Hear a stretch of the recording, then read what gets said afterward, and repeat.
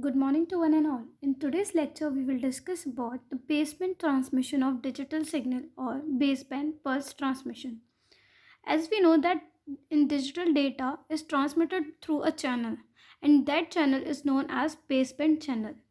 The baseband channel is a kind of low pass channel that is dispersive in nature because the frequency response deviates from that of the ideal low pass filter.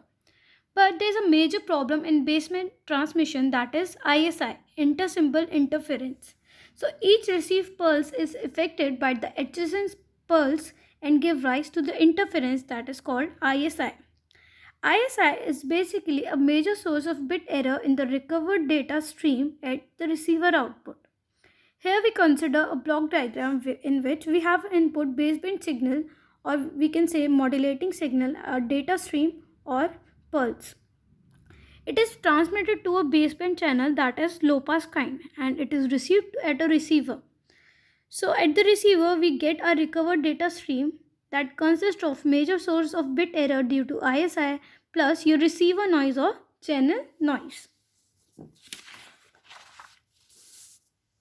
Now for optimum detection at receiver we use a filter that is Ldf filter. This Ldf filter is basically a meshed filter, that is the impulse response in the meshed is meshed to the pulse signal. The meshed filter is an ideal filter. It basically has two important features. First one, it minimizes the effect of noise in the received signal, while second, it maximizes the SNR of the filtered signal. Now coming on to the meshed filter. As we know, meshed filter is an LTI filter. So we have taken a signal input as GT, that is adding up with along with your white noise. WT is also known as front end receiver. White noise is denoted by WT while your output is XT. Now it is passed through an LTI filter of impulse response HT, and at the output we get YT, that is sampled at T equals to capital T. So your white noise, that is WT, is a front end receiver having 0 mean and power spectral density is equals to N naught by 2. So the output of XT will be equals to GT plus WT, where GT is your pulse signal and WT is your white Gaussian noise. Now after linear filtering we get output YT is equals to G naught T plus NT, where your G naught T is linear output corresponding to GT and NT is your filtered noise that we get after filtering. Now as we already know that a match filter has two important features. Now first is that it minimizes the effect of noise in received signal, and second it maximizes the SNR of filtered signal.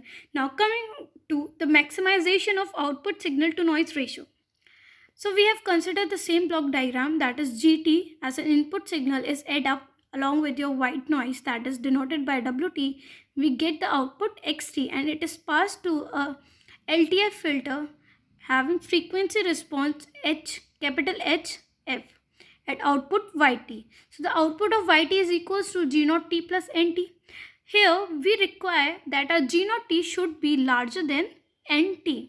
So to make this we took instantaneous power, that is G naught T at T equals to T should be greater than your NT, that is average power. It is equivalent to maximizing the peak pulse signal to noise ratio. So it is denoted by eta is equals to mod G naught T whole square upon E bracket में n square T, where E is your statistical expectation operator. Mod G naught T square is equals to instantaneous power in output signal, and E n square T is your average output noise power. Now here we note a point. As we know, GT, when it is passed through a LTI system, we get the output G naught T.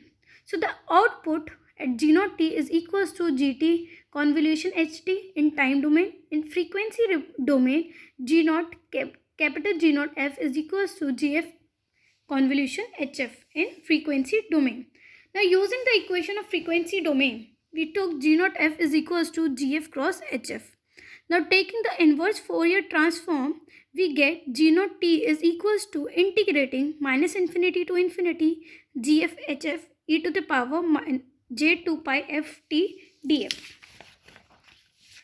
Now sample at t equals to capital T. So in place of small t we put capital T. So mod g naught t square is equals to taking mod both the side, integrating minus infinity to infinity gf hf e to the power j2 pi f t capital T df mod whole square.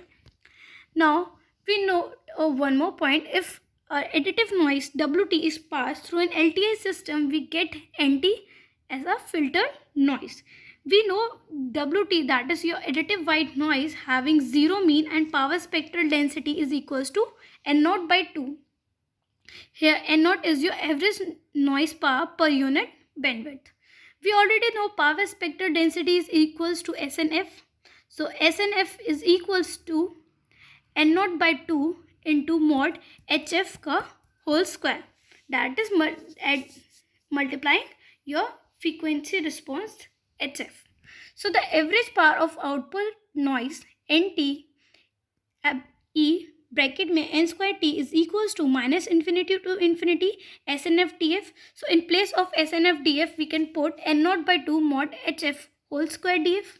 So En square by 2 is equals to N0 by 2 integrating minus infinity to infinity mod HF whole square df. Now second, peak pulse signal to noise ratio. So eta will be equals to your, we have already the value of g naught t square we have already found, so we can put the value over here. Same for e n square t we have found N0 by 2 integrating minus infinity to infinity hf square df. So from here we can say that the peak pulse signal to noise ratio, that is eta, is equals to mod integrating gf hf e to the power j2 pi f t df mod whole square while integrating minus infinity to infinity upon N0 by 2 integrating minus infinity to infinity mod hf square df. Now to find this solution we will be using Schwarz inequality that we will be discussing in our next lecture. Thank you.